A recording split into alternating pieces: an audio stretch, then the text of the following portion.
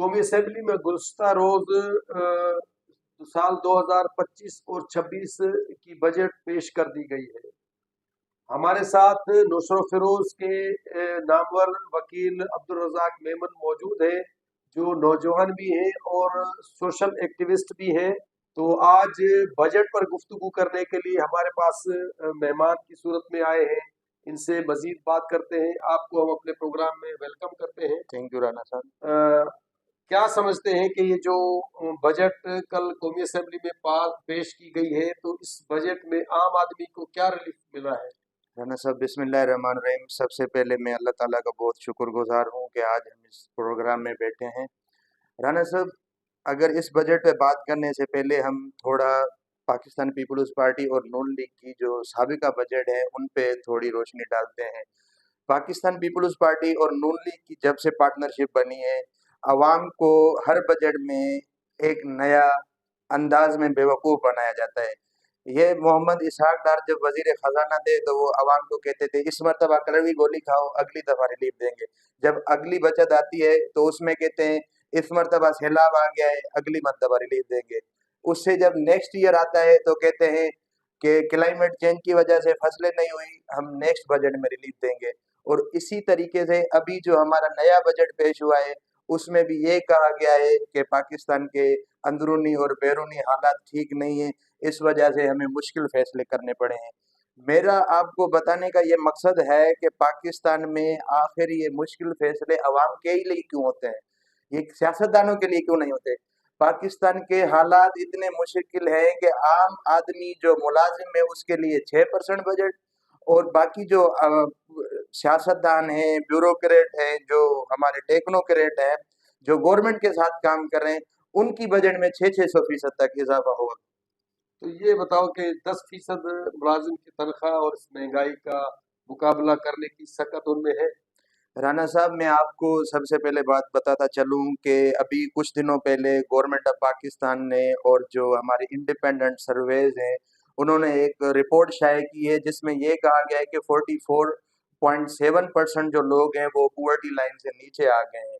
इसका मकसद ये है कि अब लोगों की कुव्वत खरीद खत्म हो चुकी है और गवर्नमेंट ने जो सपोर्ट प्राइस जो कम से कम तनख्वाह है वो लास्ट ईयर 37,000 रखी हुई है।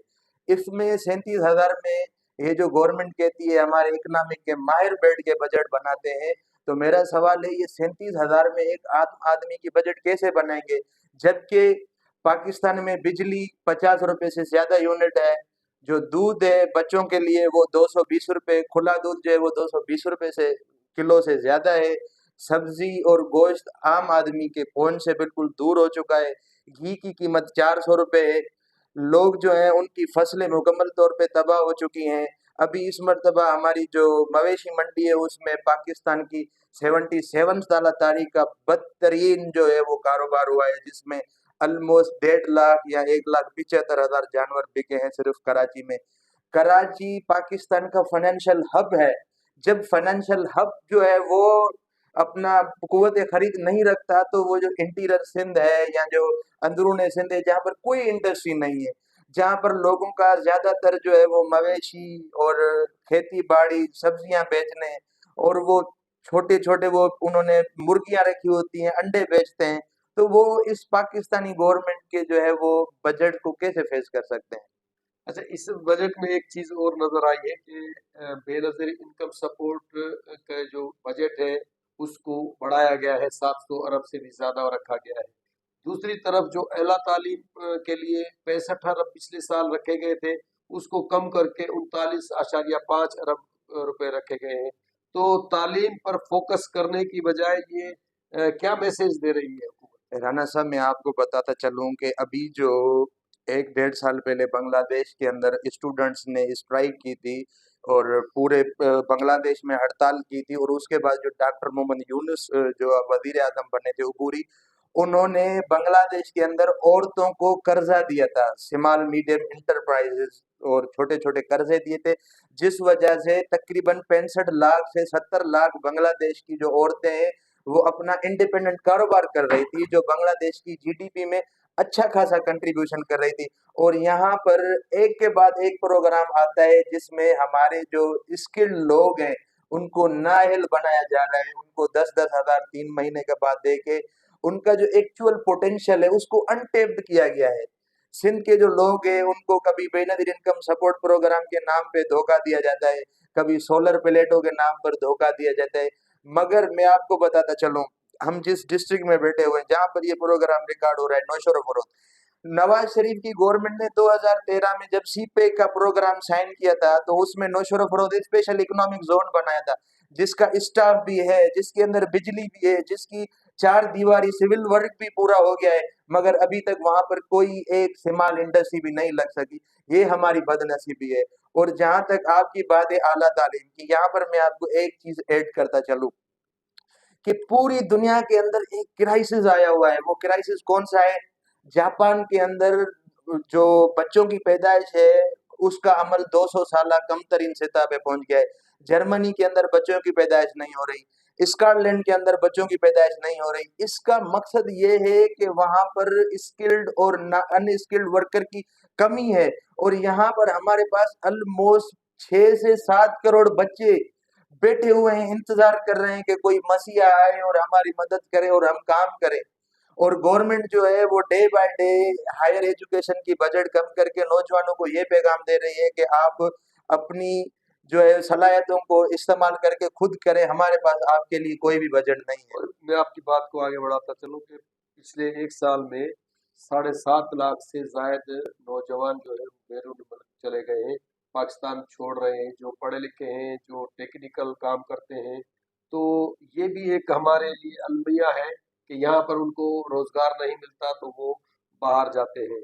अच्छा, आप ये बताएं कि इस वक्त हमारे पास जैसे भी नून लीग की हुकूमत आती है तो मोटरवेज का जाल बिछाया जाता है और पंजाब के हर जिले में मोटरवे बनी हुई है, लेकिन बदकिस्मती से हमारे पास जो सिंध में कराची, जैसे आपने खुद फरमाया कि हमारा इनकम का हब है, और वहाँ जब मईशत की जो रीढ़ की हड्डी की हैसियत रखता है कराची, तो वहाँ तक जाने के लिए मोटरवे जो सिर्फ सक्खर और हैदराबाद वाला रहा हुआ है, बाकी मोटरवेज तो पूरे पंजाब में बने हुए हैं। और कराची और हैदराबाद का जो सुपर हाईवे था उसको भी मोटरवे कर दिया गया है। तो आप इसको कैसे देखते हैं कि तो सिंध में, क्योंकि रोड रास्ते जो होते हैं वो मईशत को बढ़ाने में किरदार अदा करते हैं और उनको वजह से बहुत तरक्की होती है, तो इस मंसूबे को आप क्या देखते हैं कि सिंध हुकूमत ने या सिंध की मौजूदा सरकार ने वफाक से इसमें भी बजट नहीं रख पाई और इस साल भी वो नहीं बनेगा, तो इसको आप किस नज़र से देखते हैं? राना साहब, सबसे पहले किसी भी मुल्क या तंजीम की जो कामयाबी होती है वो होती है उसके पढ़े लिखे नौजवान या उसके जो मेंबर्स होते हैं। तो आप जो नून लीग नून लीग जो है ना वो एथनिक में जो बंदे भेजती है, आप उनकी क्वालिफिकेशन देखें और उनका बैकग्राउंड देखें। और जो सिंध से हमारा नुमाइंदा है, बदकिस्मती के साथ यहाँ पर मुझे पॉइंट आउट करना पड़ता है, जिसका ताल्लुक पाकिस्तान पीपल्स पार्टी से है, मुझे इतना यकीन है कि वो शायद वो मीटिंग्स अटेंड भी करते हैं या नहीं करते। तो जो हमारा एथनिक है और CDWP central development working party, जहाँ पर ये सारे मंसूबे मंजूर होते हैं, वहाँ पर जो पंजाब ने अपने बंदे रखे हुए वो काफ़ी एक्टिव हैं। मैं 2013 से CDWP और एथनिक को उसका पूरी की पूरी रिकॉर्ड को मैं ट्रैक करता आ रहा हूँ। उसमें 5 साल एहसन इकबाल ने चेयर किया, उसके बाद मोहम्मद इसाक डार ने उसको चेयर किया। वो अपने मंसूबे बनाते हैं और प्लानिंग के साथ बनाते हैं। जहाँ तक कराची की बात है, राना साहब, कराची के जो लोग हैं वो फाइनेंशियली साउंड है, किसी हद तक फाइनेंशियली साउंड है, मगर वो पॉजिटिव पॉलिटिक्स में नहीं आ रहे। बस उन्होंने ये समझ लिया है कि ये बस पीपल्स पार्टी हमारे ऊपर हुकूमत करेगी, और उस वजह से एक खिला पैदा हो गया है और उस खिला को कराची के पढ़े लिखे लोग पूरा नहीं कर पा रहे। फिर पीपल्स पार्टी अपनी मर्जी से जितना हो सकता है सिंध को डिलीवर करती है, और बाकी जो फंड्स हैं, जैसे आपने मोटरवे की बात की, डिस्ट्रिक्ट नौशेरा फरोज के जो साबिका DC थे, जिन्होंने तकरीबन 8 से 10 अरब रुपए की करप्शन की, बड़ा हंगामा टीवी पे खड़ा किया, आप लोग सारे मीडिया के 8 लोग से भी। 10 नहीं, आपकी तो सही कर दूं, 261 अरब रुपए का वो करप्शन थी और उसमें से 240-39 अरब रुपए निकले थे।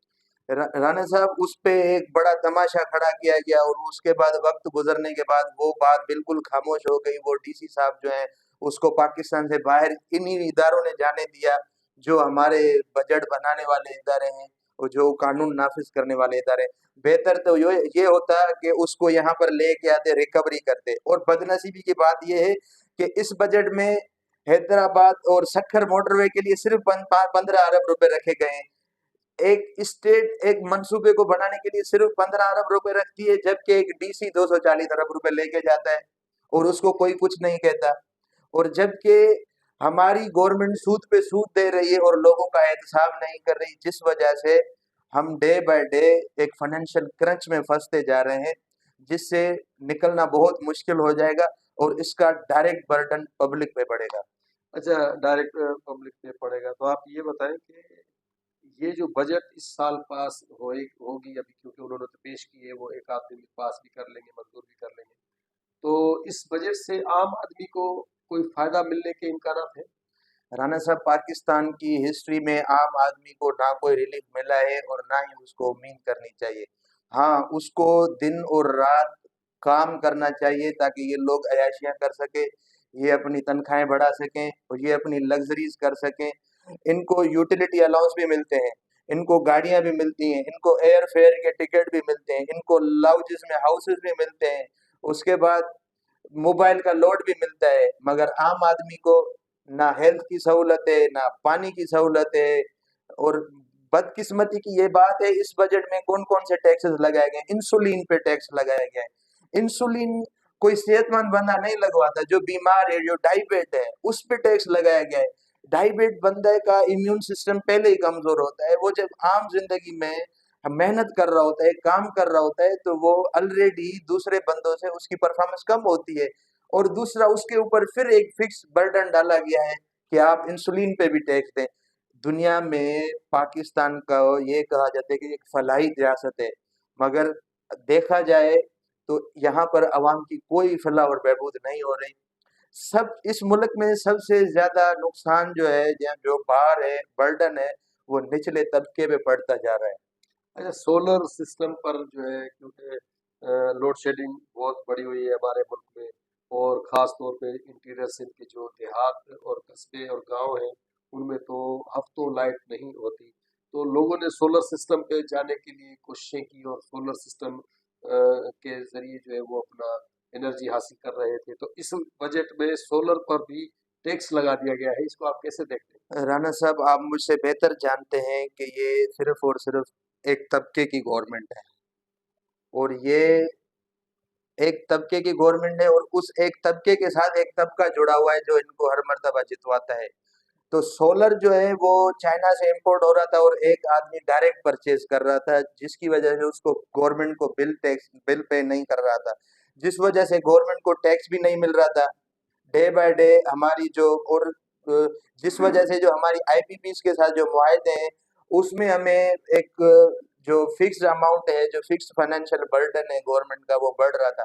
गवर्नमेंट ने बादी नजर में जो है वो उसको कम करने के लिए फिक्स फाइनेंशियल बर्डन को, ये भी एक आम जो आदमी है जो कंज्यूमर नहीं है, क्योंकि वो गवर्नमेंट की बिजली कंज्यूम नहीं करता, वो डायरेक्ट परचेज करता है, तो उसको सोलर का जो कंज्यूमर है उस पे एक फिक्स फाइनेंशियल बर्डन डाला है ताकि वो गवर्नमेंट की बिजली खरीदे और गवर्नमेंट को टैक्स दे, जिस वजह से इस पे टैक्स लगाया गया है। बाकी राना साहब, यूरोप में देखें, आप रशिया में देखें, पूरी की पूरी दुनिया ग्रीन एनर्जी पे जा रही है और हम बजाय उसको प्रमोट करने के, हम उस पे टैक्स के ऊपर टैक्स नाफिज कर रहे हैं। और अवाम की जहां पर भी भलाई मुमकिन हो सकती है, ये गवर्नमेंट उसको किसी ना किसी तरीके से जो है वो डिस्करेज करती है ताकि ये लोग जो है वो एक्टिविटीज ना करें। ताकि ये लोग एक्टिविटीज ना कर सके। ये थे हमारे मेहमान अब्दुल रज़ाक मेमन साहब, जो जिनका कहना है कि इस बजट में आम आदमी को कोई बड़ा रिलीफ मिलने के इम्कानात नहीं है। अगले प्रोग्राम तक दीजिए इजाज़त। अल्लाह हाफ़िज़।